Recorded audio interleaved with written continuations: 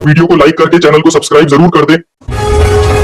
बिहार विधानसभा चुनाव 2025 के पहले चरण का मतदान संपन्न हो गया है। राज्य में 64.66% मतदान हुआ। पहले चरण में 18 जिलों की 121 विधानसभा सीटों पर वोटिंग हुई, जिसके साथ कई सियासी दिग्गजों की किस्मत ईवीएम में कैद हो गई। तेजस्वी यादव, तेज प्रताप यादव, अनंत सिंह, मैथिली ठाकुर, उप मुख्यमंत्री सम्राट चौधरी, डिप्टी सीएम विजय सिन्हा और नीतीश सरकार के 16 मंत्रियों की किस्मत का फैसला पहले चरण में होगा। प्रधानमंत्री नरेंद्र मोदी ने कहा कि पहले चरण की वोटिंग में एनडीए को भारी बढ़त मिली है और वे कल 2 जगह संवाद करेंगे। राहुल गांधी द्वारा दिखाई गई जिस तस्वीर को लेकर विवाद हुआ वह ब्राजील की मॉडल निकली। उसने कहा, क्या पागलपन है, मैं भारत कभी नहीं गई। उसने दावा किया कि 10 बूथ पर इनके 22 वोट दिखाए गए। तेजस्वी यादव ने कहा कि नीतीश कुमार अब बिहार के मुख्यमंत्री नहीं बनेंगे। मुकेश सहनी ने कहा कि बदलाव के लिए बिहार में बम्पर वोटिंग हुई है और हमारी सरकार बनेगी।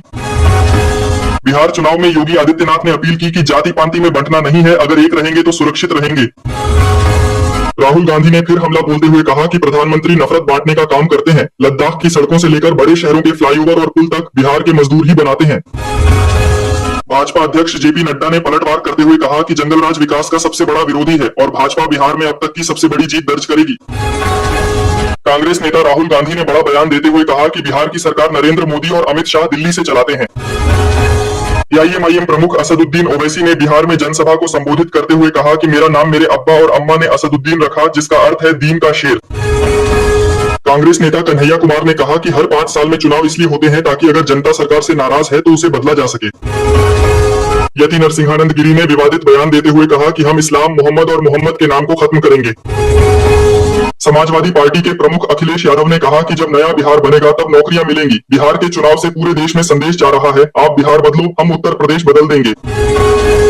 मुख्यमंत्री योगी आदित्यनाथ ने पलटवार करते हुए कहा कि एक तरफ मोदी जी मुफ्त में राशन दे रहे हैं, जबकि आरजेडी के समय राशन तो नहीं मिलता था बल्कि पशुओं का चारा तक ये लोग खा जाते थे। उन्होंने यह भी कहा कि आज बिना किसी भेदभाव के बिहार के लोगों को गरीब कल्याण योजनाओं का लाभ मिल रहा है। उत्तर भारत में सर्दी की दस्तक हो चुकी है।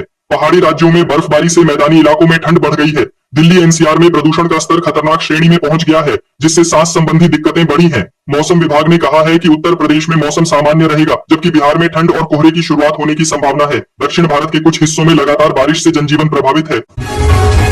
दिल्ली की वायु गुणवत्ता 2 दिनों के सुधार के बाद फिर से खराब हो गई है और बहुत खराब श्रेणी में पहुंच गई है। पराली जलाने से प्रदूषण में वृद्धि हुई है। केंद्रीय प्रदूषण नियंत्रण बोर्ड के अनुसार दिल्ली सबसे प्रदूषित शहरों में चौथे स्थान पर है। फिलीपींस में आए तूफान कालमेगी ने भयानक तबाही मचाई है। अब तक 114 लोगों की मौत हो चुकी है, जबकि 127 से अधिक लोग अब भी लापता बताए जा रहे हैं। लगातार हो रही भारी बारिश और बाढ़ से दर्जनों गांव जलमग्न हो गए हैं और राहत एवं बचाव कार्य युद्ध स्तर पर जारी है। ममता बनर्जी ने एसआईआर फॉर्म लेने का दावा खारिज करते हुए कहा कि जब तक हर बंगाली इसे नहीं भरता, मैं भी नहीं भरूंगी। उन्होंने कहा कि मीडिया ने झूठ फैलाया है। कांग्रेस प्रवक्ता सुप्रिया श्रीनेत ने बीजेपी पर जमकर निशाना साधते हुए कहा कि नरेंद्र मोदी जहां भी जाते हैं वहां घुसपैठियां की बात करते हैं, लेकिन असली घुसपैठियां तो हरियाणा में सामने आ गई है। बिहार में पहले चरण की 121 सीटों पर हुई 64.46% वोटिंग। जनता का फैसला ईवीएम में कैद हो गया। दिल्ली के इंदिरा गांधी अंतर्राष्ट्रीय हवाई अड्डे के एयर ट्रैफिक कंट्रोल में तकनीकी खराबी आने के कारण उड़ानों के संचालन में बाधा उत्पन्न हो गई। इस वजह से 100 से अधिक फ्लाइट्स देरी से चल रही हैं, जबकि कुछ को रद्द भी करना पड़ा। यात्रियों को लंबा इंतजार करना पड़ रहा है और हवाई अड्डे पर अफरा तफरी का माहौल है। कर्नाटक में गन्ना किसानों के आंदोलन ने सरकार की मुश्किलें बढ़ा दी हैं। मुख्यमंत्री सिद्धारमैया ने प्रधानमंत्री नरेंद्र मोदी से मदद की अपील की है। किसानों की मांग है कि उन्हें गन्ने का उचित दाम और बकाया भुगतान जल्द से जल्द किया जाए। आंदोलन के कारण कई इलाकों में यातायात भी प्रभावित हुआ है। अनिल अंबानी की कंपनी रिलायंस पावर से जुड़े मनी लॉन्ड्रिंग मामले में प्रवर्तन निदेशालय यानी ईडी की कार्रवाई जारी है।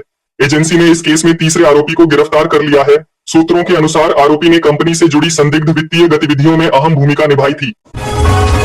उत्तर प्रदेश के बागपत जिले में बड़ा रोजगार मेला आयोजित होने जा रहा है। इस मेले में 2500 से अधिक पदों पर भर्ती की जाएगी और चयनित युवाओं को 35,000 रुपए तक की मासिक सैलरी दी जाएगी। जिला प्रशासन ने बताया कि कई नामी कंपनियां इसमें भाग लेंगी और स्थानीय युवाओं को नौकरी के अवसर मिलेंगे। सोना और चांदी दोनों के भाव में लगातार तेजी बनी हुई है। बीते दिनों में भी इनमें उछाल देखा गया था। फिलहाल सोने का भाव 1,20,000 रुपए प्रति 10 ग्राम के आसपास है, जबकि चांदी की कीमत 1,50,000 रुपए प्रति किलो से थोड़ी कम दर्ज की गई है। विशेषज्ञों का मानना है कि आने वाले दिनों में कीमतें और बढ़ सकती हैं। देश में कफ सिरप से बच्चों की मौत के मामलों ने दवाओं की गुणवत्ता पर गंभीर सवाल खड़े कर दिए हैं। केंद्रीय औषधि मानक नियंत्रण संगठन की रिपोर्ट में कई दवाएं अमानक पाई गई हैं। राज्यों द्वारा सटीक आंकड़े न देने से समस्या और गंभीर होती जा रही है। विशेषज्ञों का कहना है कि दवाओं की गुणवत्ता नियंत्रण के लिए सख्त कदम उठाना अब जरूरी हो गया है। उत्तर प्रदेश माध्यमिक शिक्षा परिषद यानी यूपी बोर्ड ने कक्षा 12वीं की परीक्षा की डेट शीट जारी कर दी है। परीक्षा 18 फरवरी से शुरू होकर 12 मार्च 2026 तक चलेगी। परीक्षार्थी आधिकारिक वेबसाइट पर जाकर अपनी डेट शीट डाउनलोड कर सकते हैं। सुप्रीम कोर्ट ने देश भर के स्कूलों, कॉलेजों और अस्पतालों से आवारा कुत्तों को हटाने का आदेश दिया है। कोर्ट ने कहा है कि इन कुत्तों की नसबंदी कर उन्हें शेल्टर होम में रखा जाए और जहां से उन्हें पकड़ा जाए उन्हें वहीं वापस न छोड़ा जाए। अदालत ने स्थानीय निकायों को इस आदेश का सख्ती से पालन करने को कहा है। जम्मू कश्मीर, उत्तराखंड और हिमाचल प्रदेश में बर्फबारी हुई है। तापमान माइनस में चला गया है। गुलमर्ग व्हाइट वंडरलैंड में बदल गया है। दिल्ली और उत्तर प्रदेश समेत 7 राज्यों में ठंड बढ़ गई है और पारा 3 डिग्री सेल्सियस तक गिर गया है। भाजपा नेता राकेश सिन्हा पर 10 महीने में 2 जगह मतदान करने का आरोप लगा है, जिसकी तस्वीर सोशल मीडिया पर वायरल हो गई। गोरियाकोठी विधानसभा क्षेत्र के मतदाताओं ने वोट चोर के नारे लगाते हुए भाजपा उम्मीदवार देवेशकांत सिंह को पोलिंग बूथ से भगा दिया। प्रधानमंत्री नरेंद्र मोदी ने कैमूर जिले में चुनावी सभा को संबोधित करते हुए कहा कि वे राष्ट्रीय जनतांत्रिक गठबंधन यानी एनडीए के सभी उम्मीदवारों के लिए जनता का आशीर्वाद मांगने आए हैं। उन्होंने कहा कि बिहार की जनता विकास चाहती है और अब राज्य में जंगलराज नहीं लौटने वाला। मोदी ने मंच से एनडीए सरकार के समर्थन में नारे भी लगाए और राजद कांग्रेस पर तीखा हमला बोला। प्रधानमंत्री ने कहा कि पहले चरण के मतदान से ही यह साफ हो गया है कि जनता अब जंगलराज नहीं चाहती। केंद्रीय गृह मंत्री अमित शाह ने मतदाताओं से अपील करते हुए कहा कि यदि जरा सी भी गलती हुई तो बिहार में एक बार फिर जंगलराज लौट आएगा। उन्होंने कहा कि जनता को इस बार सावधान रहना होगा ताकि राज्य में विकास की रफ्तार थमे नहीं।